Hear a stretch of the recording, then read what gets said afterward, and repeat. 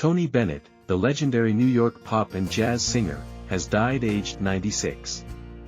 Bennett was known for songs such as The Way You Look Tonight, Body and Soul and I Left My Heart in San Francisco.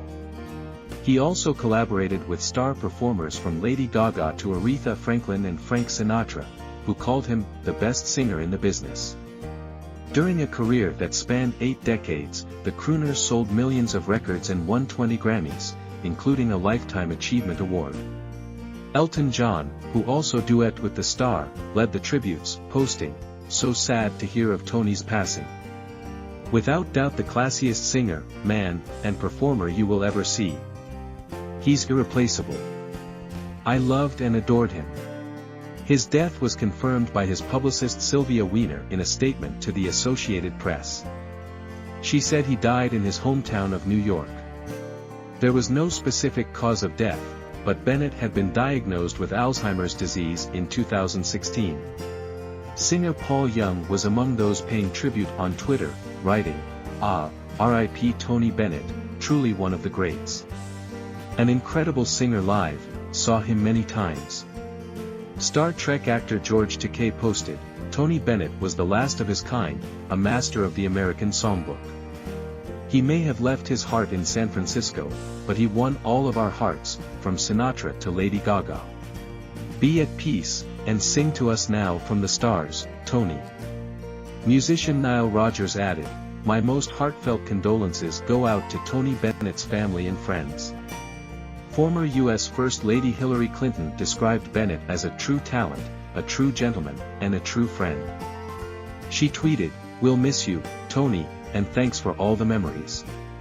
Born Anthony Dominic Benedetto, to a family of Italian immigrants, Bennett was just 10 years old when his father died, plunging the family into poverty. As a teenager he became a singing waiter before enrolling to study music and painting at New York School of Industrial Art.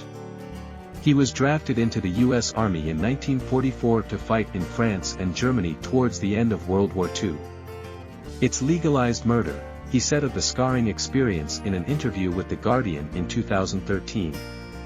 After returning home, his singing career continued, first under the name Joe Barry, and his breakthrough came in 1951 the song Because of You, which gave him first #1.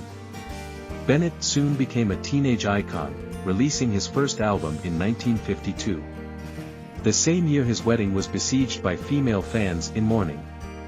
He went on to chart in the U.S. in every subsequent decade of his life, building a reputation for making timeless swinging pop hits, like Blue Velvet and Rags to Riches, and, later, show tunes and big band numbers.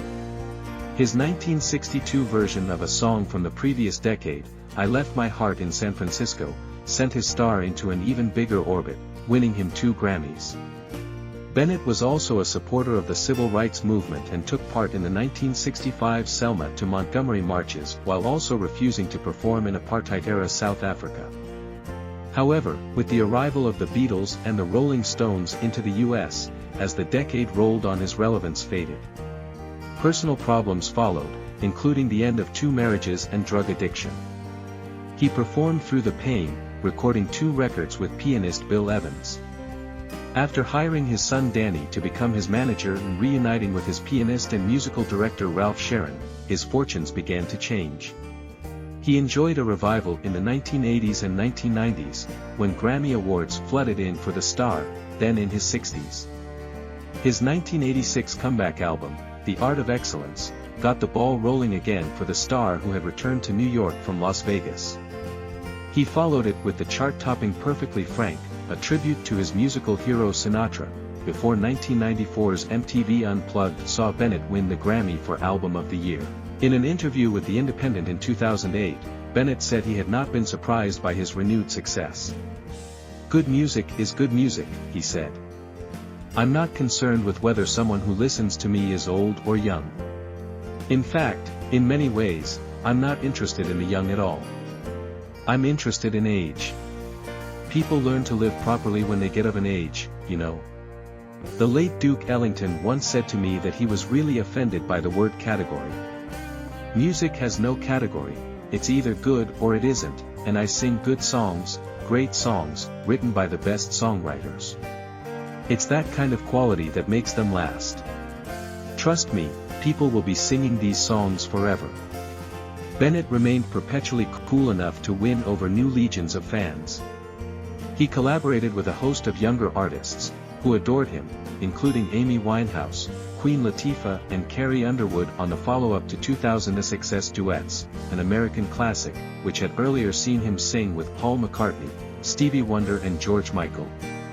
In 2014, his joint album with Lady Gaga, Cheek to Cheek, made him the oldest living act to reach the top of the US charts, at 88, breaking his own previous record.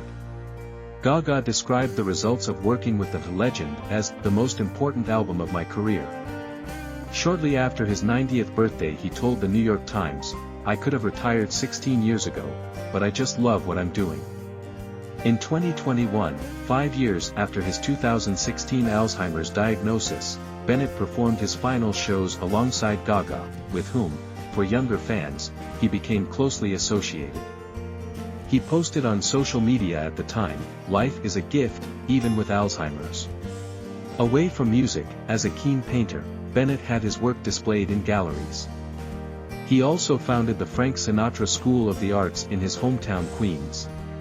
He is survived by 4 children, Danny, Day, Joanna and Antonia, as well as his wife Susan Crowe.